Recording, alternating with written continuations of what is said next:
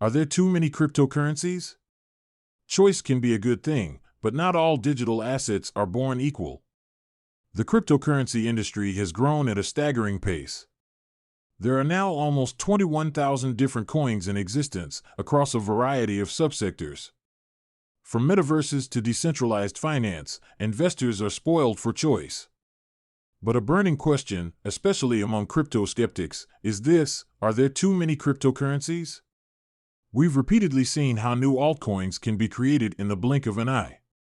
Tokens popped up hours after Will Smith slapped Chris Rock at the Oscars, pumping and dumping on low liquidity. And following the death of Queen Elizabeth, the markets were flooded by a flurry of memecoins bearing her name. Some critics felt this was in poor taste and argued it was a bad look for crypto. Despite the proliferation of thousands of cryptocurrencies, some with names inspired by major coins, Bitcoin and Ethereum continue to dominate. Combined, the valuations of these two digital assets command a 58.2% share of the entire market. All of this leaves altcoins battling for a much smaller piece of the pie. Is choice a good thing? Let's begin by discussing the arguments in favor of this overwhelming assortment of cryptocurrencies. While Bitcoin and Ether are universally recognized and accepted, it's fair to say that many blockchains and crypto projects would prefer to have their own tokens. In some cases, it's a necessity too. Football fan tokens wouldn't make sense unless the likes of Manchester City and Paris Saint-Germain were able to offer their own digital assets. Stablecoins are another group of cryptocurrencies where a variety of options is important. While assets pegged to the US dollar dominate the landscape, some investors prefer to use stablecoins denominated in their local fiat currency, such as euro or pound. And given how some stablecoin issuers have faced uncomfortable questions about whether the coins in circulation are properly backed by hard currency and reserve, the variety on offer empowers investors with the ability to perform due diligence and find an asset that matches their appetite for risk. The cryptocurrency market is somewhat similar to a superstore.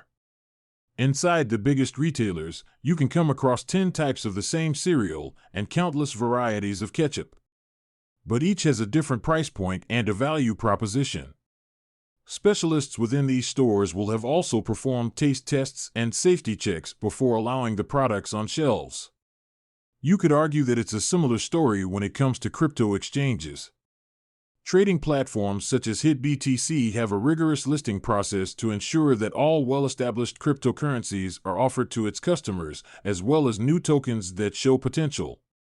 Given how many digital assets are now in existence, this can sometimes feel like finding a needle in a haystack.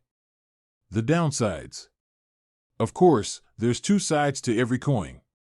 With thousands of different altcoins on offer, the desire to continually create new cryptocurrencies arguably leads to further fragmentation in the industry.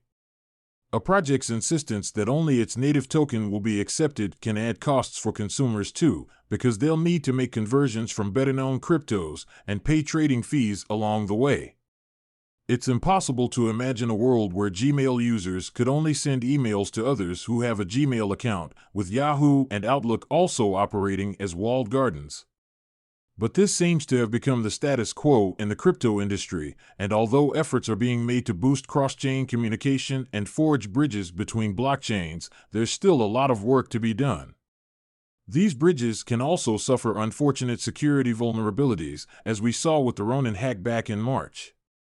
And on the issue of whether there are too many cryptocurrencies, some critics argue this proves how ineffectual the market is. What's the point of having Bitcoin, which has a fixed circulating supply of 21 million, when there's an unlimited supply of other coins? What the future looks like. Figures from 99 Bitcoins suggest that there are more than 1,700 dead coins, a veritable graveyard of failed digital assets that suffer from inactive development, low trading volume, poor online presence, a lack of listings on major exchanges, or all four. Given we're currently in a bear market, it's almost certain this figure will rise in the months ahead. It's worth remembering that the crypto bull run of 2021 can draw parallels with the dot-com boom 20 years earlier. Back in the early 2000s, frenzied activity saw an explosion in the number of internet companies trading on the stock market, and many of them boasted sky-high valuations. Many of them ended up going bust, including Pets.com and BOO.com.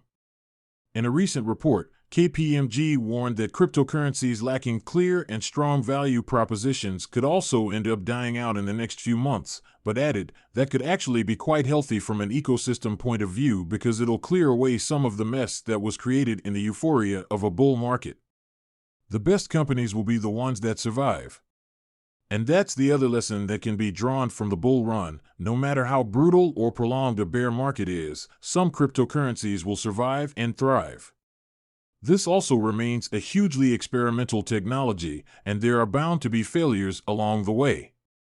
HitBTC argues that the crypto markets are still far from maturity.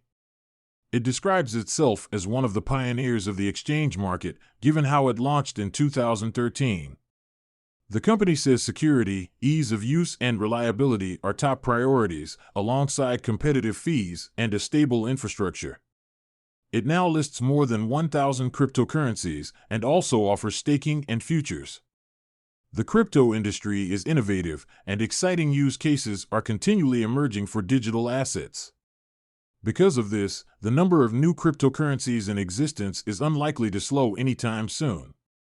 This means it's down to investors to perform detailed due diligence on which coins to invest in, and exchanges must play an instrumental role in ensuring that they only list credible coins that add value to the ecosystem.